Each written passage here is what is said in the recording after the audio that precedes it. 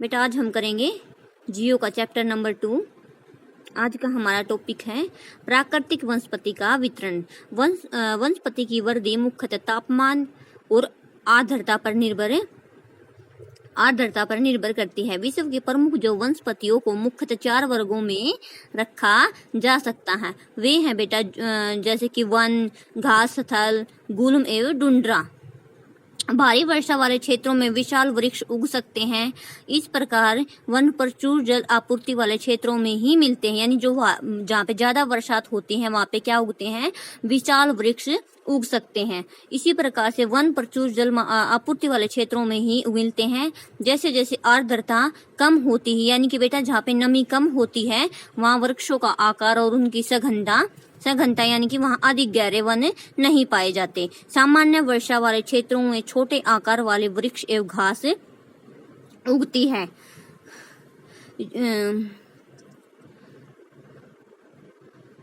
जिसमें विश्व के घास स्थलों का निर्माण होता है, यानी कि जहाँ पे सामान्य वर्षा होती है वहाँ पे क्या छोटे आकार वाले वृक्ष एवं घास उगती है, जिसमें विश्व के घास स्थलों का क्या होता है, निर्माण होता है। कम वर्षा वाले शुष्क प्रदेशों में कटीली झाड़ियां और गुल्म उगते हैं। बेटा जहाँ पे जैसे कि जो रेगिस्तानी क्षेत्र है या जहाँ पे कम वर्षा होती है वहाँ पे कटीली झाड़ियां जैसे कि जाटी वगैरह और कांटेदार जो झाड़ियां होती है या गुल्म वे उगते हैं। ऐसे क्षेत्रों में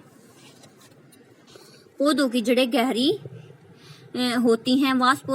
वाष्पोत्सर्जन से होने वाली आर्द्रता की अक्सती को घटाने के लिए इन पेड़ों की पत्तियां कांटेदार और मोम की सतह वाली होती हैं। यानी जहाँ पे वर्षा कम होती है बेटा वहाँ पे जो कांटेदार जो झाड़ियां यानी जो कांटेदार पौधे उगते हैं उनकी क्या होती है, उनकी जड़ें हैं वो गहरी होती हैं, ठीक है, यानी वो अधिक जमीन में अधिक गहराई तक फैली हुई होती हैं। फिर जहाँ पे जो वाष्पोत्सर्जन में होने वाली आर्द्रता यानी क्या होती है बेटा, जहाँ पे अधिक गर्मी पड़ती है, वर्षा कम होती है वहाँ पे क्या होती है, जो आर्द्रता यानी कि जमीन की जो नमी होती है वो सूख जाती है। तो जो वहाँ पे वो पौधे उगते हैं उनके पास ये पावर होती है कि उनकी जो पत्तियां होती हैं उनके ऊपर एक चिकना पदार्थ लगा हुआ होता है और जो पत्तियां कांटेदार होती हैं, जिससे क्या होता है और जो पदार्थ होता है वो मोम की सतह मतलब चिकना मोम की तरह होता है और वो उनके पत्तियों पर लगा होता है, जिससे क्या होता है बेटा जो पौधे की नमी जल्दी नहीं सूखती। शीत ध्रुवीय प्रदेशों की जो टुंड्रा वनस्पति में भी मोम और लाइकेन शामिल है, यानी जो शीत जहाँ पे क्या है अधिक सर्दी पड़ती है उन क्षेत्रों में क्या कौन से पौधे उगते हैं, टुंड्रा वनस्पति के पौधे उगते हैं, जिसमें क्या होता है मोस और लाइकेन शामिल होता है। वनों को उनकी पत्तियां गिराने के आधार पर भी क्या 2 भागों में बांटा जाता है, सदाहरित वन और पर्णपाती वन के रूप में वर्गीकृत किया जाता है। सदाहरित वन वे हैं जिन वनों में वृक्ष वर्षा की किसी भी ऋतु में अपनी पत्तियां एक साथ नहीं गिराते, यानी सदाहरित वन कौन से हैं, जो बेटा एक साथ अपनी पत्तियां किसी भी मौसम में नहीं गिराते हैं। वो पर्णपाती वन ऐसे वन हैं जिनके जो वृक्ष होते हैं वाष्पोत्सर्जन से होने वाली जो अक्सती को रोकने के लिए किसी विशेष ऋतु में अपनी पत्तियां गिरा देते हैं, यानी क्या है किसी कोई विशेष ऋतु में क्या करते हुए अपनी पत्तियां गिरा देते हैं। ये वन विभिन्न अक्षांशों में इनकी सृष्टि के आधार पर उष्ण कटिबंधीय या शीतोष्ण कटिबंधीय में वर्गीकृत किए गए हैं। पिछली 2 शताब्दियों में विश्व में जितने लोग थे इस समय उनसे कहीं ज्यादा लोग हैं।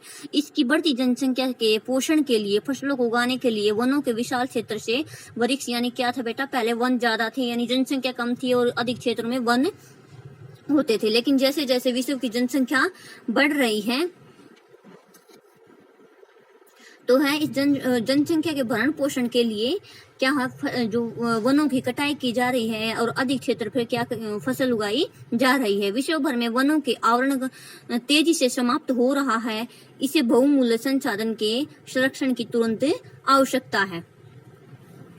फिर प्राकृतिक वनस्पति और वन्य जीवन का संरक्षण। वन हमारी संपदा है, पौधे व जंतुओं को आश्रय प्रदान करते हैं एवं साथ ही परितंत्र को भी अनुरक्षित रखते हैं।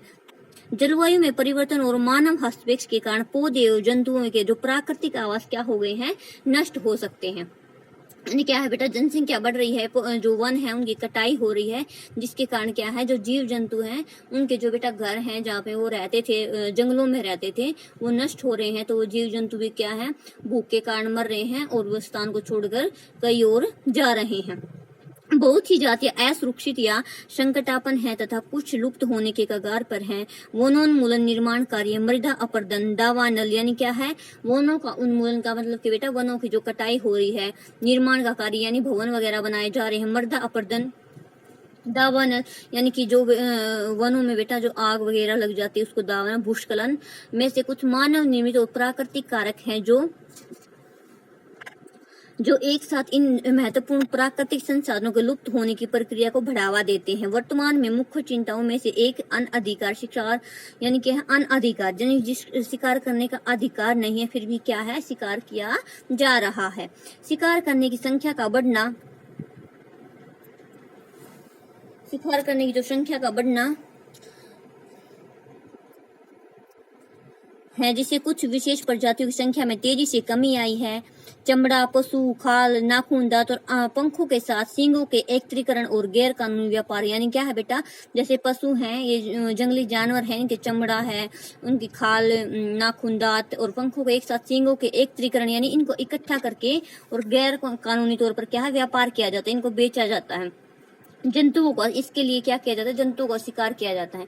इनमें से कुछ जंतु शेर है, जैसे कि चीता, हाथी, मगरमच्छ, कृष्णसार, दरियाई घोड़ा, सांप, शुतुरमुर्ग और मोर हैं। मतलब इनके ये प्रजाति ऐसी है बेटा जिनका शिकार किया जाता है और इनका संरक्षण करना क्या है, और जागरूकता बढ़ाकर ही किया जा सकता है। यानी क्या, लोगों में जागरूकता बढ़ाकर इनका क्या है, संरक्षण किया जा सकता है।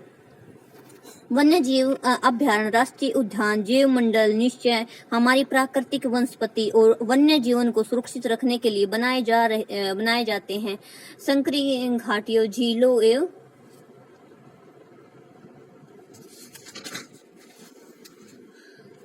आर्द्र भूमि का संरक्षण बहुमूल्य संसाधनों को नष्ट होने से बचाने के लिए आवश्यक है। यदि प्रजातियों की सापेक्ष संख्या को छेड़ा न जाए तो पर्यावरण में संतुलन कायम रहता है। यानी क्या है बेटा, जो प्रजातियां होती हैं अगर उनको मारा न जाए तो क्या पर्यावरण में संतुलन बना रहता है। विश्व के कई भागों में मनुष्य ने अपने क्रियाकलापों से अनेक प्रजातियों के प्राकृतिक आवासों में उथल पुथल कर दी है। यानी क्या कि उसने अपने यानी कि जनसंख्या बढ़ने के कारण क्या किया है भाई, वनों के क्षेत्र को साफ करके वहां पर कृषि की जाने लगी है, जानवरों को मारा जाने लगा है। यानी मानव ने ऐसे अनेक कार्य किए हैं जिससे जो प्राकृतिक जो जंतु है, जीव जंतु, उनमें क्या मच गई है, भगदौड़ और उथल पुथल मच गई है। अनेक जीव जंतु और पक्षियों के अंधाधुंध शिकार के कारण यहाँ तो वे लुप्त हो गए हैं अथवा विलुप्त होने के कगार पर है। यानी बहुत सारे जानवर क्या है, विलुप्त यानी कि खत्म हो चुके हैं और कुछ क्या है, खत्म होने के कगार पर है। सामुदायिक और प्रादेशिक स्तर पर जागरूकता कार्यक्रम जैसे सामाजिक वानिकी, वन महोत्सव यानी को प्रोत्साहन करना चाहिए। स्कूल के बच्चों को पक्षी देखने, प्राकृतिक कैंपों में जाने के लिए प्रोत्साहित करना चाहिए, जिससे कि वे विविध जातियों के निवास का अवलोकन कर सके। बहुत से देशों ने कानून बना दिया है कि पशु और पक्षियों को मारना तथा उनका व्यापार करना गैर कानूनी है। भारत में चीतों, शेरों, हिरणों और मोर के मारने पर प्रतिबंध लगाया गया है। भारत में चीता, शेर और हिरण और मोर, जो मोर के मारने पर क्या लगाया गया है, प्रतिबंध लगाया गया है। एक अंतर्राष्ट्रीय परिपाटी CITES, the convention of international trade in endangered species of wild fauna and flora की स्थापना की गई। यानी कि बेटा ये अंतर्राष्ट्रीय परिपाटी यानी एक संगठन है CITES, जो इसके नीचे फुल फॉर्म दे रखी है, ये क्या है, की स्थापना की गई है, जिसने प्राणी और पक्षियों की अनेक जातियों की सूची तैयार की है। यानी जो ये संस्था है इसने क्या की है, जो प्राणी है और जो पक्षी हैं उनकी जातियों की सूची तैयार की है। इस सूची में दिए गए सभी प्राणी और पक्षियों के व्यापार करने पर क्या लगाया गया है, प्रतिबंध लगाया गया है। यानी इस सूची में जो है उन पर उनका व्यापार नहीं किया जा सकता। पौधों और प्राणियों को संरक्षण करना प्रत्येक नागरिक का नैतिक कर्तव्य है। ठीक है बेटा, आज हमारा चैप्टर यहीं पे कंप्लीट होता है।